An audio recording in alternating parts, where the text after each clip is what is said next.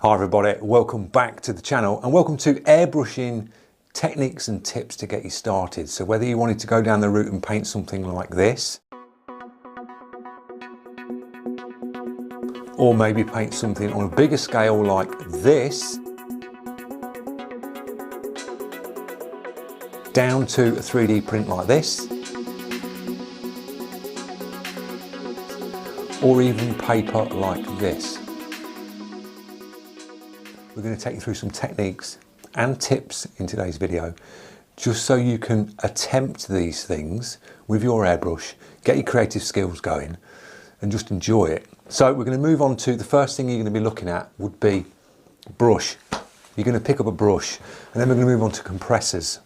So brushes, there is so many on the market, there really is, and you can buy a £10 brush to a £500 brush. Which brush do you buy? It all goes on your budget, guys, it really does.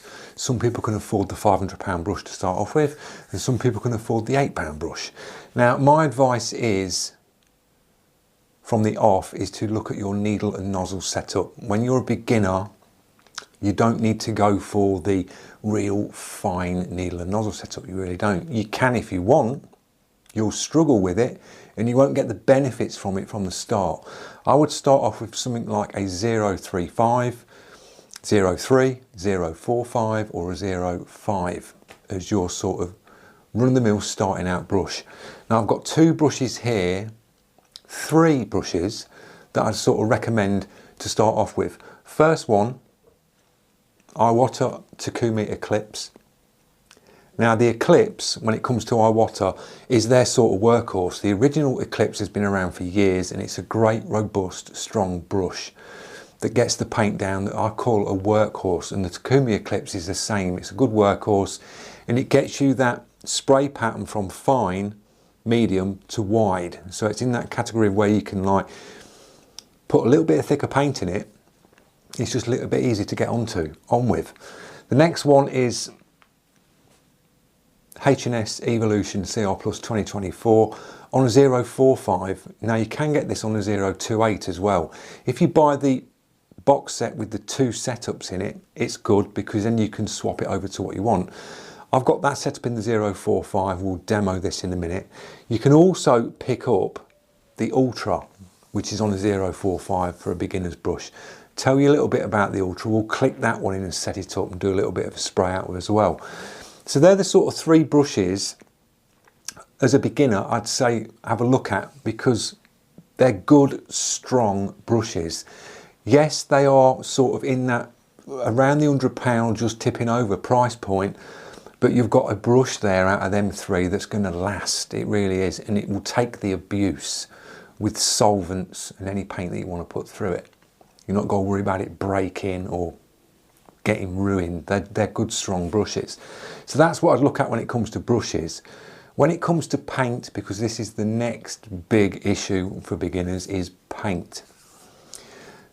I would say don't buy cheap, guys. I really would. Don't buy cheap paint. You will struggle with it, you really will, because you'll pick up craft paints, you'll try and thin them, you'll either over thin them or you won't thin them enough, and you'll struggle spraying with them.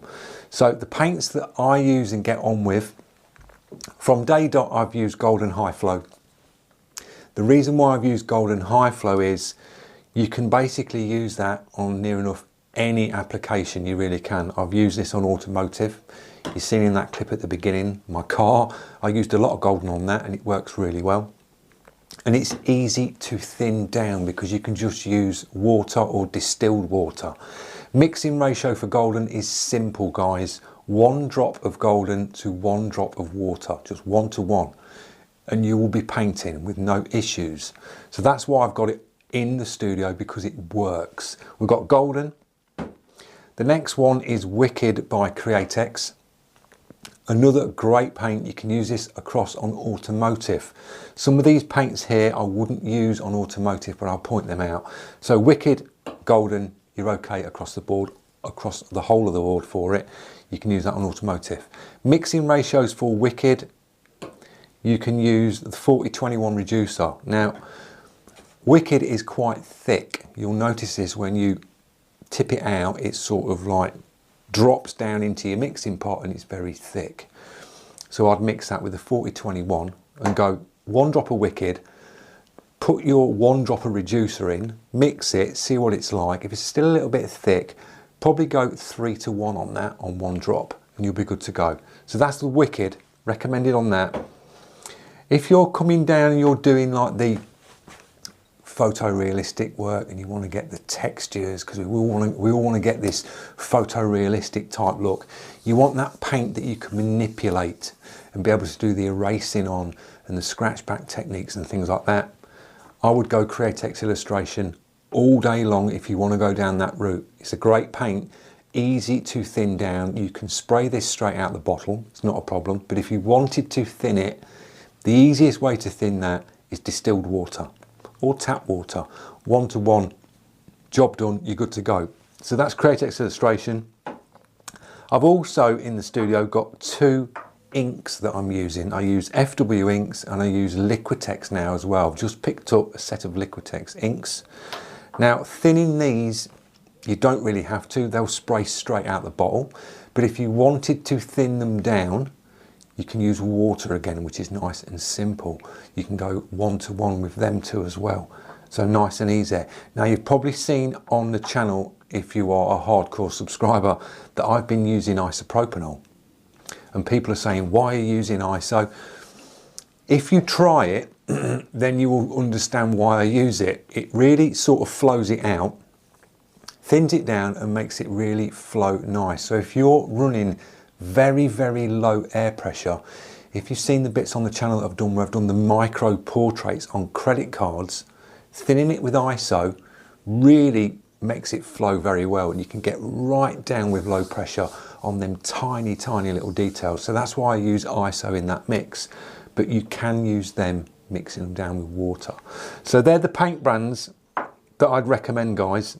They're the ones that are in the studio and they're the ones that have worked for me over the years.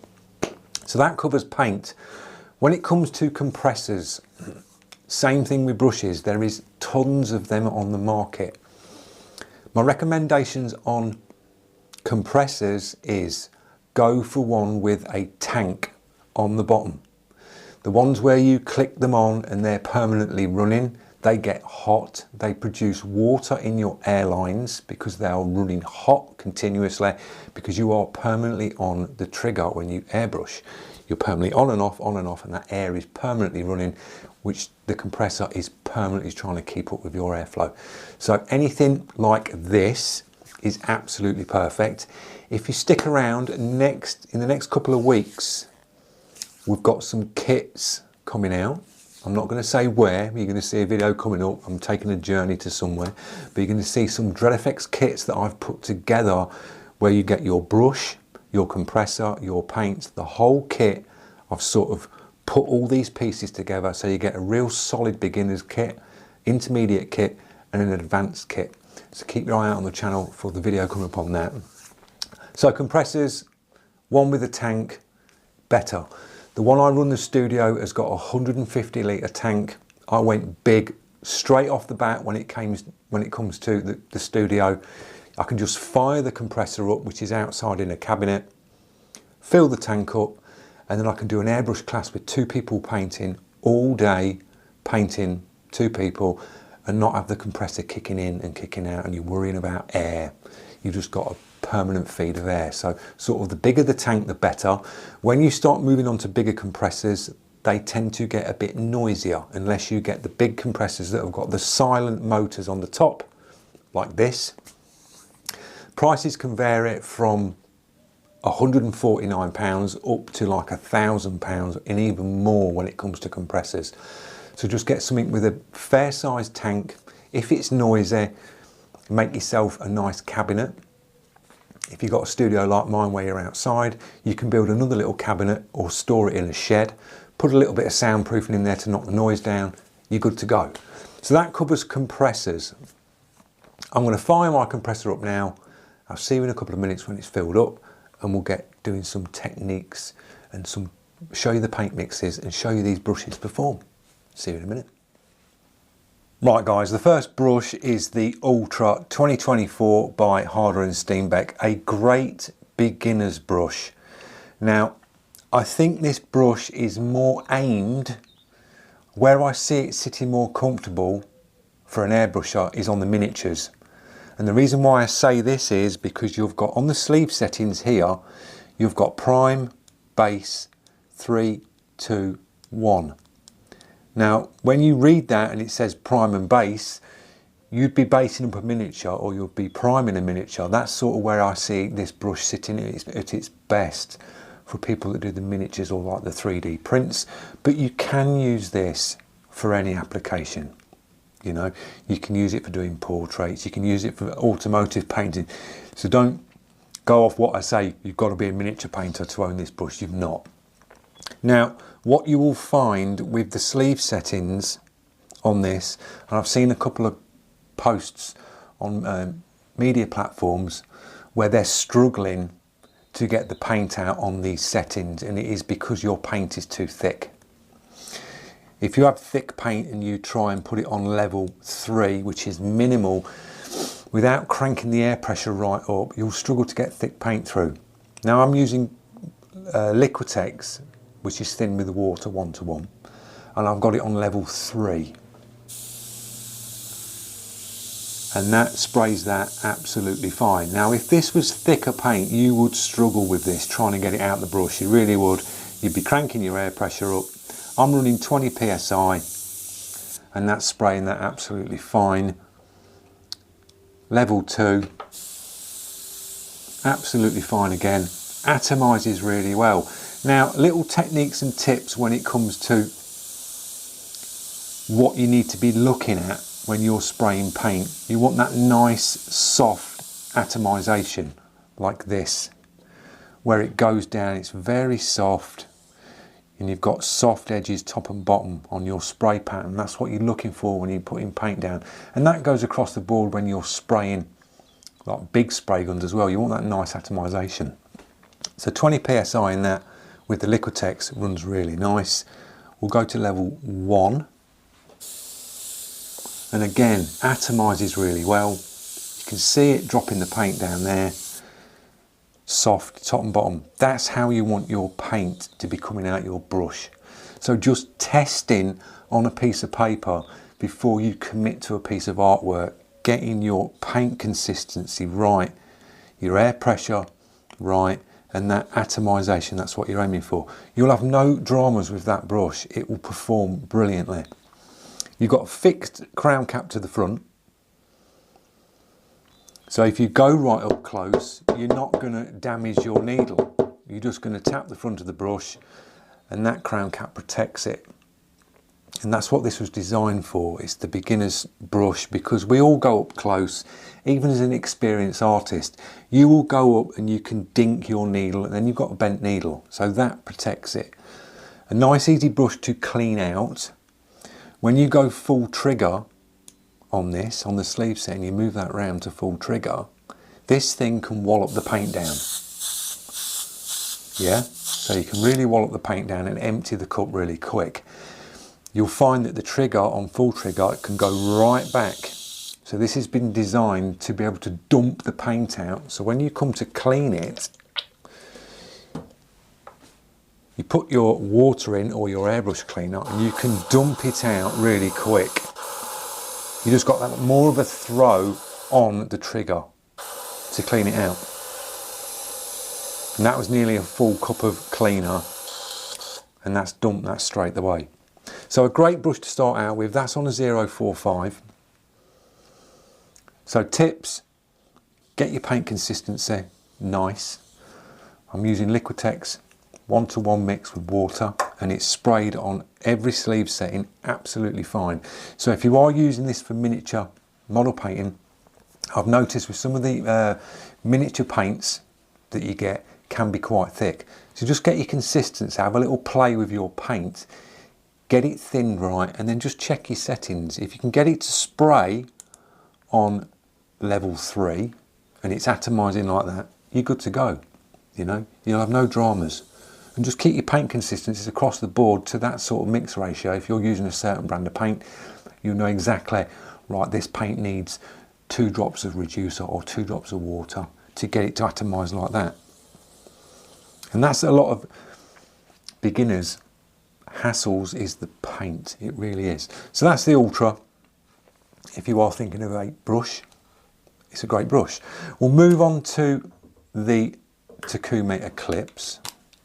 This one's a side feed. Another great workhorse. Same paint. We'll pull that through. Same again. This hasn't got sleeve settings on it, but as you can see, atomise. Exactly the same. Soft, top and bottom, no dramas. You're good to go. 20 psi the same. This one's a 035 side feed. A good workhorse. It really is. You have no issues with it. The main issues with people is paint. It really is, the paint. So another solid brush to start out with. You'll have no dramas, easy to clean, side feed. Similar sort of size cup as the Ultra. Dead easy to clean, you can blast through again. Like that. Drop your cleaner in. You can dump it out. Nice and quick, like that. If you wanted to bubble back and flush it, now if you don't know what the bubble back method is, on the Eclipse you get a prong cap that looks like a little crown. They call them crown caps. Take that off, unscrew it, pinch over the front of your needle, pull back, and you can bubble back flush like that. See the bubbles building up like that? That's just pushing air back into the brush, and you can just blast through like that with your cleaner. And then you can always give your cup a little wipe through with a bit of kitchen towel. That's how I'll clean the brush. Nice and simple. Blast through. So another great brush. This one's the Iwata Eclipse Takumi on a 035. One to look out for. The next one would be the Evo. This one's on a 045. So that nice big needle and nozzle setup again. So if you have got slightly thicker paints, they will tend to go through these brushes a little bit easier. Now, there was a comment on the channel the other day about the prong cap on the front. Someone saying, well, what is this on the front? Now, the prong cap does the same thing. If you go close to your work, you're not going to dink your needle because the two prongs that sit either side of the needle are protecting it. So you can work with this brush with the prong cap on. Again, atomisation, top and bottom, perfect. Flowing through the three brushes, identical. So paint flow is key and paint mixing is key to airbrushing, guys. Once you've got your pressure set, you don't touch it. Mine's set at 20 psi. I just leave it at 20 psi on the main line. And I know the paints, every paint that I put through, it's going to flow. So again, that's the 045. And if you're thinking about, do I need a real small needle and nozzle to get details? You don't, because this 045 on all these brushes will get hairlines down, guys. Not a problem, you know. Tiny little details, these brushes will do it. So it's a great, these three are great for the fine detail. They will do it. It all goes on how good you are on your trigger at minimal paint when you're applying it. Now you can take the prong cap off these, they just slide off, and you can work with the prong cap off so you can see more of the needle. So when you want to go up and hit them tiny little details like that, them little hairlines, you can achieve it. You can do the same thing with this. If you put the prong cap back on and you want to bubble back, just pinch over the prong cap and there you go. See the bubbles coming up? Or bubble. Let's put a little bit of cleaner in there. See the bubbles? You just bubble it back with your cleaner and it just makes you flush through when it comes to cleaning and getting your brush clean up a little bit quicker. These will dump the paint out again. They're designed to go further back on the throw of the trigger, so it dumps the paint very, very quick. Beauty of H&S, and the reason why I always bang on about H&S is you can change the needle and nozzle setups in this quite easily. If you get the 2-in-1 on the Evo, you've got the 028 and you've got the 045, so you've got the best of both worlds. If you want to go real detail, you put the 028 in. If you want to get a great detail again, but get that little bit thicker paint through, the 045. So 3 solid brushes, but tips is definitely paint mix, set your air pressure, 20 psi, paint mix, so you get your nice soft atomization. That's what you're looking for. You're not looking for grainy. If your paint's too thick and you spray, you will see it. You'll instantly see it on your paper. It'll be really speckly, top and bottom, and look grainy. You want that real soft. So when you touch the trigger and put minimal paint down, you get that very soft transition, like that. Right, so there's some brushes. That's your paint mixing. You want that soft atomization, just aim for that.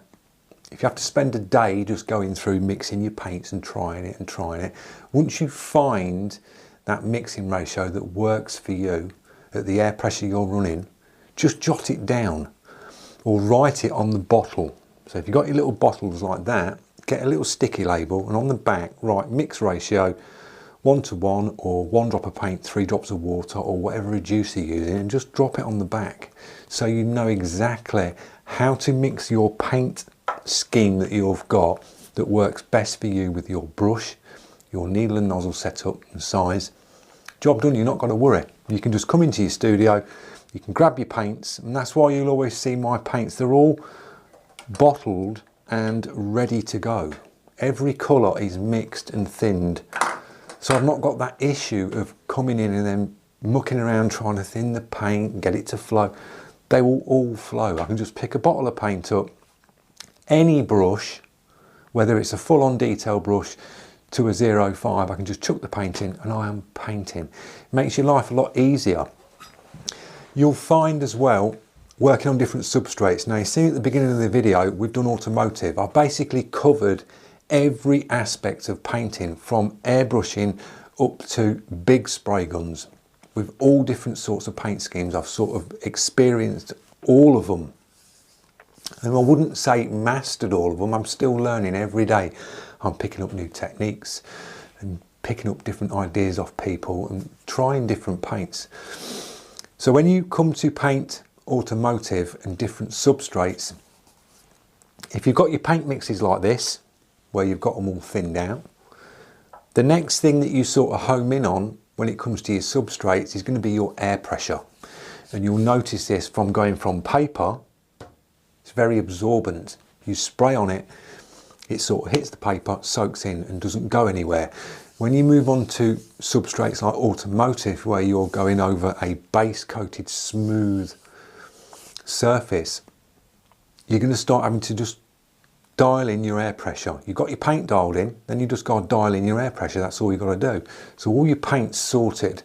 You just start knocking your air pressure back or up and you'll get it down. But you'll notice is if you try from that to a smooth surface, say you're running 25 psi and you're used to running 25 psi on paper, you'll move over to like an aluminium panel, you'll spray and it will go poof, everywhere.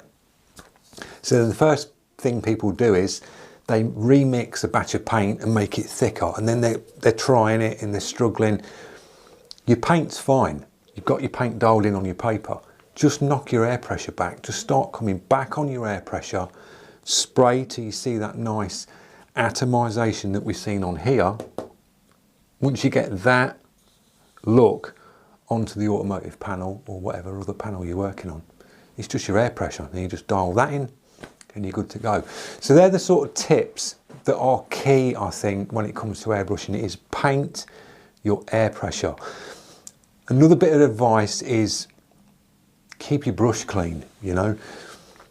Keeping it clean and checking for tip dry. Now, if you don't know what tip dry is, What you're going to get when you airbrush, because you're permanently sort of on and off the trigger, and you're permanently pushing air out the front of the brush, it's like on, it's off, on, off.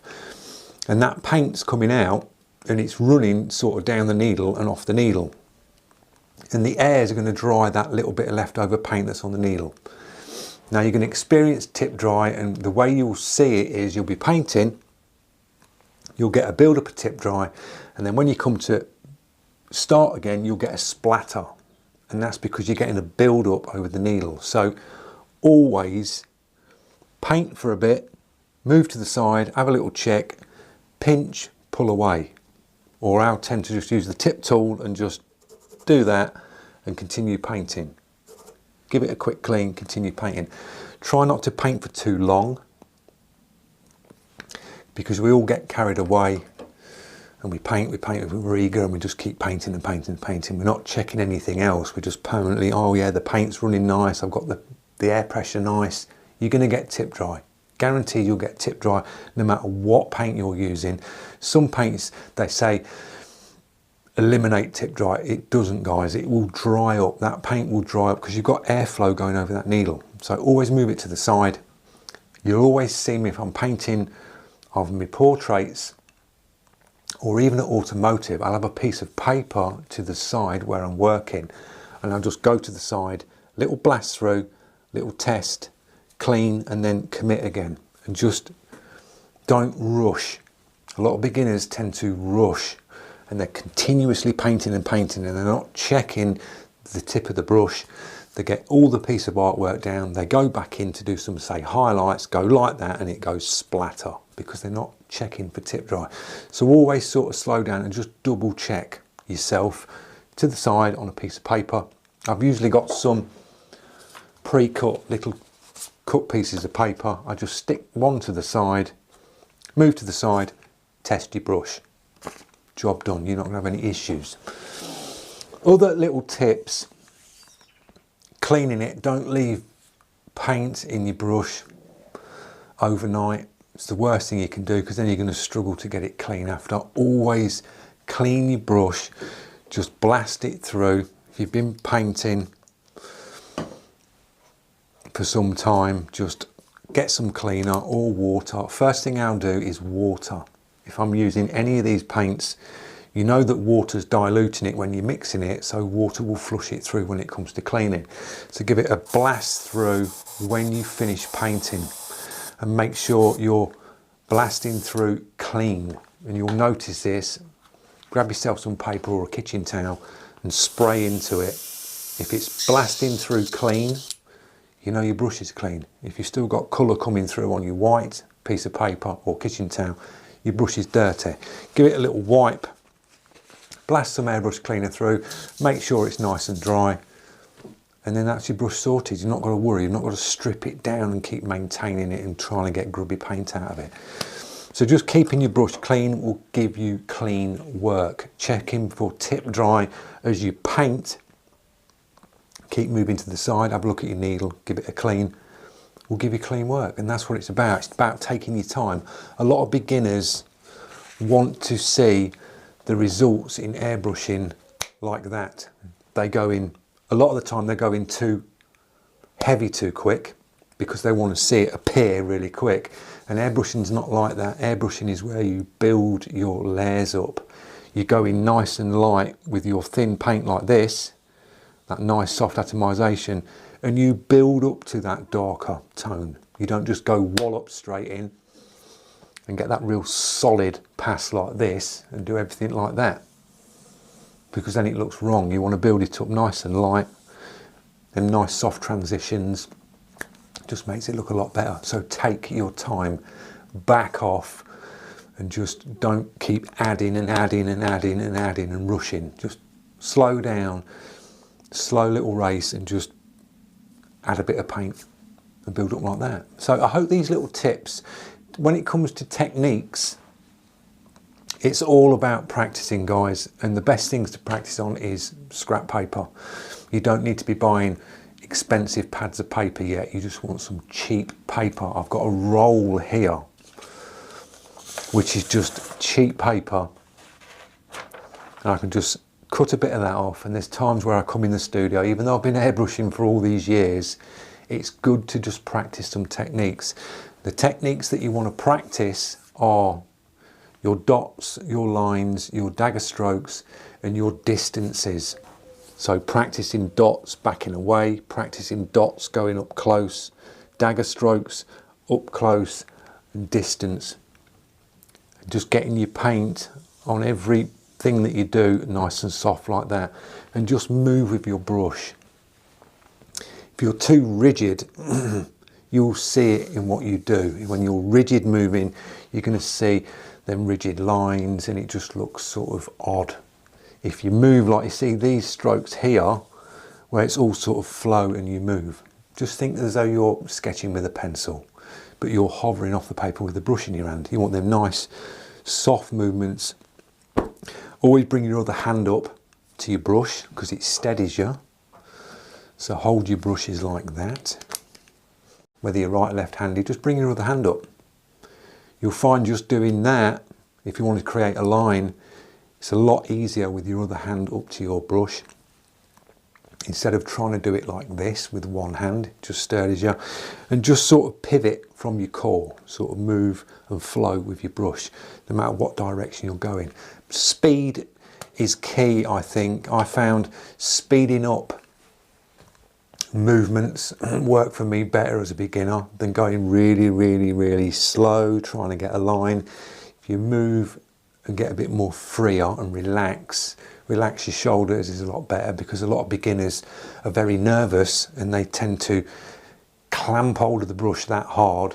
They get an imprint of the trigger on the finger because they're pressing down too hard. You've not got to press these down hard. It's a very intricate piece, an intricate tool that's in your hand. You just touch it and you've got your air and you just slightly move back to get your paint. So just relax with it, don't grab hold of it as though you're hanging onto the side of a cliff for dear life. Just nice and soft, and work it and move and practice on paper. Practice moving with your brush in every direction, whether you're going that way, across this way and this way. All these different strokes you are going to use whether you're painting on paper or automotive, you know. So I hope these tips have helped you out. Just enjoy it. Keep your eye on the channel for the things that are coming up for the kits, because there are going to be some really good kits that are going to be coming up. So just keep your eye out on the channel for that. And if you do get stuck, just drop a comment on any of the videos, because they pop up on my feed and I'll get back to you and I'll help you as much as I can. If you are interested in a airbrush class, I do one-to-one classes. They're getting quite booked up now, so drop me an email and I will cater for a class for you. So you can pick your piece of artwork that you want to do and I'll take you through the easiest way of doing it. So yeah, the one-to-one classes are available. Drop me an email on that. If you're new to the channel and you're liking the content, click that subscribe, press the notification, drop us a thumbs up. It does help, and I will see you lot in the next one. Thanks for watching, guys. Cheers.